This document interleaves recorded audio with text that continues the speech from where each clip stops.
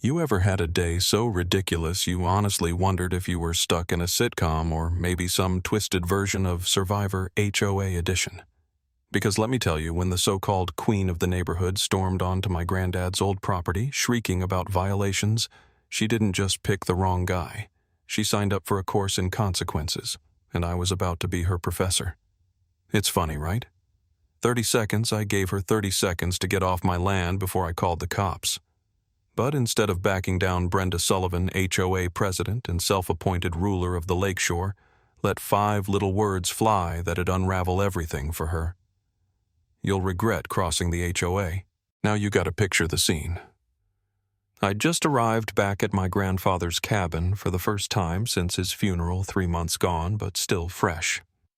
The Minnesota air had that sharp, clean bite, almost a slap in the face, just like every summer from my childhood fishing with Grandpa learning to tie flies on the porch while he told stories about resilience and kindness. And there's my dog Ranger, a German Shepherd with more combat experience than most people I know. We're both veterans, me a Navy SEAL with scars you can't always see, and him the only soul who's ever really understood my nightmares. That cabin wasn't just a spot on a map. It was my reset button, the only place my PTSD could never quite follow me. My sanctuary. Until that pink golf cart bounced down the dirt road like the opening shot of a bad comedy announcing Brenda before she even started barking orders. Woman had a blazer so neon it could land planes in a blizzard, clutching a yellow clipboard and wearing sunglasses like she was hiding state secrets. "You must be the Bennett boy," she says, sweet as antifreeze, rattling off a list of HOA violations, like she'd memorized the Constitution backwards. I could almost hear Grandpa laughing from wherever he was, but my pulse spiked when she looked past me at the cabin and muttered about the Bennett arrogance like this was personal. I kept my cool, channeling the voice I'd used negotiating with warlords, laying out the facts. "This cabin's been here since '62. Your HOA started in 2021. And if you want to start quoting rules, you might want to look up grandfather clause." She turned a shade of purple I haven't seen on living humans, stamping her foot and threatening fines, 15 grand in back dues, join or get out. It'd be funny if it wasn't so real. Ranger just stared at her, totally unimpressed.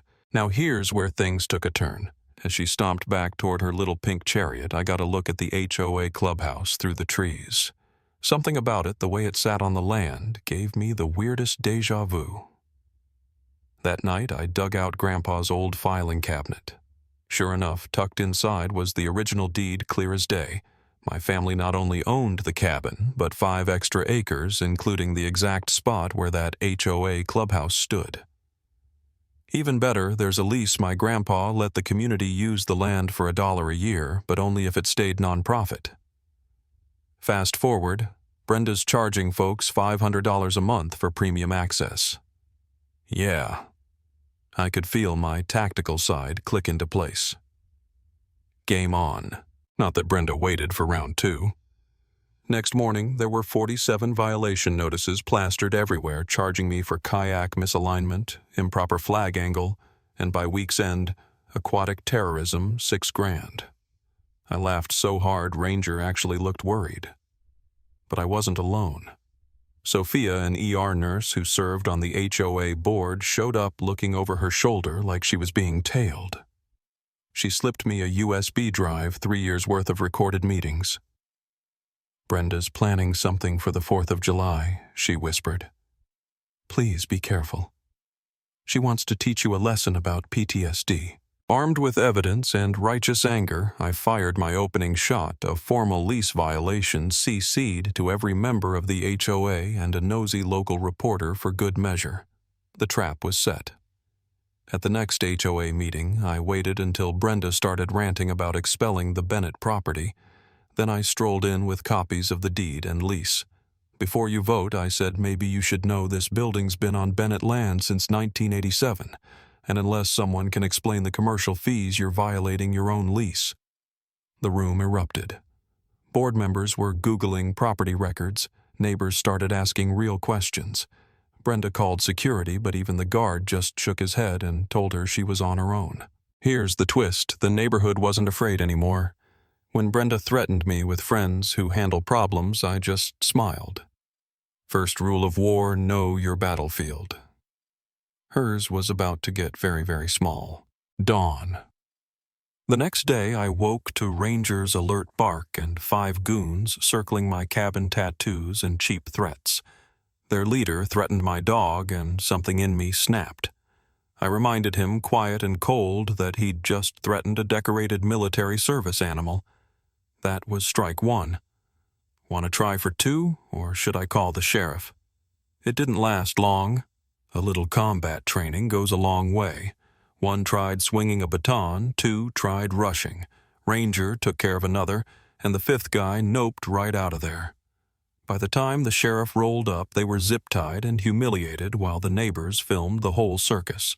Brenda tore onto the scene in her pink cart, shouting that I'd attacked her security consultants. Sheriff just smiled and asked if she'd like to confess to conspiracy and trespassing on camera. Her own son Tyler was live streaming from the trees. "What's up, Internet?" Mom's villain arc just peaked. Brenda turned whiter than a bedsheet, especially when I served her the eviction notice 30 days to vacate my land. And for the first time, the crowd cheered for me. But Brenda wasn't done. She launched a barrage of lawsuits, 17, in fact. Good thing my neighbor Frank, a retired attorney with a personal vendetta against Brenda, agreed to represent me for $1. He countered every lawsuit with his own dug-up years of financial abuse, and by the time he was done, even the judge looked tired of Brenda's games. Brenda got so desperate she hired teens to harass my property, tried to spread rumors about my PTSD, even attempted to poison Ranger, except military dogs aren't that easily fooled. And then came the cavalry. My old teammates Tank Ghost and Doc showed up running surveillance, offering legal and emotional support.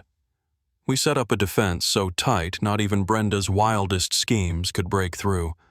The restraining order hearing was a masterpiece security footage, social media posts, Tyler's viral videos. Judge Williams granted a 500-foot restraining order against Brenda, meaning she couldn't step foot in the clubhouse ever again. The board cheered, Brenda screamed conspiracy, and Tyler's audience exploded past 2 million followers. With 10 days left, I leaned into the psychological game. Every morning, I updated the community board days until freedom. I hired a skywriter, parked U-Hauls in front of the clubhouse, even had a mariachi band play Hit the Road Jack the night before eviction. The community turned it into a party. Brenda. She chained herself to the clubhouse door, live streaming to a dozen pity viewers while her son streamed her meltdown to millions. The morning of eviction, 3 news crews, a food truck, and a VFW honor guard lined the path to the clubhouse. Brenda, wrapped in chains, threatened to sue the sheriff, the fire department, and most egregiously my dog. One of the Vietnam vets stepped forward. "Ma'am, that's a decorated service animal. Show some damn respect." She was hauled off. The crowd erupted in cheers, and I got to change the locks on camera, with Ranger getting more belly rubs than he knew what to do with. The grand finale. Brenda's financial records finally surfaced, revealing she'd embezzled over $200,000, built a speakeasy under the clubhouse, and planned to sell out the neighborhood to foreign developers. The board staged a midnight vote, ousted her for good, and Sophia took the reins, slashing dues, ending the madness, and opening the doors for everyone. 6 months later, the clubhouse was reborn as a community center and veterans hub, coffee bar, support groups, workshops. Ranger's Pause for Peace program flourished. The HOA, now just a group of neighbors helping neighbors, actually felt like home. Brenda serving time for federal charges, still trying to boss inmates around. Tyler built a career streaming the saga and joined the crew as a little brother I never knew I needed. Sophia and I, well, let's just say some wars have happy endings. So yeah, turns out you stand up to a bully. Sometimes you get more than justice. You get your community back. Tell me, what would you have done? Was I right to fight fire with fire, or is there a line even in a war for your home? I want to hear your stories, your verdicts. Comment below, and let's talk about what real community means.